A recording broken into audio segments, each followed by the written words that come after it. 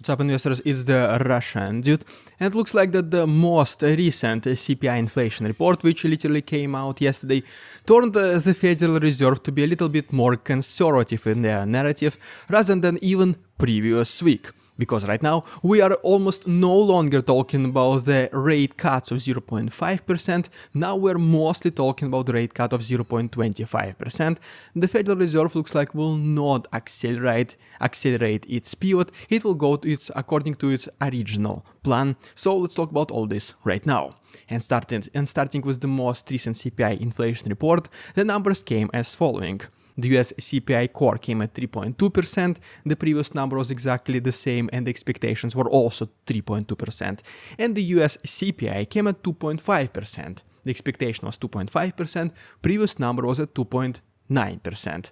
So well, as you can see, the fight against the inflation is still kinda going, but at least at this point there is no longer much more changes. It is always going in according with the expectation, and the deviation is even no longer here. The expectations are meeting the real numbers, so there is absolutely no more economical surprises happening, which can trigger the Federal Reserve to drastically change its pivot. Well, looks like not anymore. As you can see from this graph, the year-over-year inflation is at its lowest point since 2021. However, month-over-month number is up 0.3%, which shows that once again, unfortunately for the US government, the inflation still, it just does not want to be under control. It still does not want to budge as much as they would want to do it. So, which basically means here's another reason why the rate cut of 0.5% might not happen, because guess what? As soon as the Federal Reserve pivot starts to happen, as soon as the rates start to go down, this will reaccelerate the economy, potentially bringing the inflation once again a little bit higher at first and then to the higher numbers in the future. And well, when inflation is still not under full control, I would say there is the higher pivot, the more radical pivot at this point is out of the question. They need to approach this problem as conservative as possible, reducing the rates as slow as possible, just to see how the economy reacts. Specifically, according to the polls among the economists, they consider that the chances of a 0.5% rate cut in September decreased significantly from 34% to only 15%. The main reason, once again, is the most recent CPI inflation report. At the same time, the rate cut of 0.25%, which was a dominant option already, well, now it became almost certain. The chances of this happening increased from 66 to 85%. But unfortunately, there is a problem with this approach, a pretty hidden one, which not too many people or media outlets are talking about just yet. But guys, since you are watching this YouTube channel, well, let's try to dive deeper, a little bit deeper into this problem. What potentially can go wrong if the Federal Reserve does not go in accordance with its Fed pivot plans, just the way it wants to do. If something goes not according to the plan, if the actions are not taken carefully, this might destabilize the economy even further. And specifically, one of the part of the US economy I'm talking about are the businesses and corporations, specifically the number of bankruptcies. As you can see from this graph, a total number of 452 businesses have filed for a bankruptcy since the beginning of this year, which is the second highest number in the last 14 years, with number one being obviously during 2020, whenever there was a global shutdown, so it only makes sense a lot of companies filed for bankruptcies. But now, I mean, the economy, the world is not going through major black swan events. There is nothing significant happening right now besides conflict in the Middle East and Europe.